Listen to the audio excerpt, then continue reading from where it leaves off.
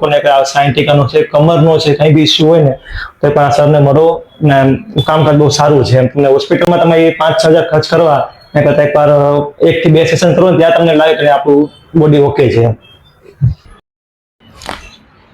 પગમાં આખી અહીંથી લઈને આખો કમરથી નીચેનો ભાગ સુધીમાં આખી ઝંઝાટ ઉપડી હતી તેમ. ત્યારે મારે હંમેશા ઉલટું સૂવું પડતું હતું એમ. સીધું સુવું એટલે એની સાથે કમરથી લઈને પાછળના ભાગથી લઈને સેટ પીની સુધી આખો પગ દુખતો હતો એમ. 1-1.5 મેચ આ કન્ટિન્યુ પાછળ હેરાન જ છું એમ. 2 સેશન પૂરા કર્યા છે ને અત્યારે અમને ઓકે લાગે છે. હું ત્યાં ચાલી શકું છું, નોર્મલી જાઉં છું કંપનીમાં 8 કલાક ચાલુ, સુવામાં રાતે કંઈ વાંધો આવતો નથી.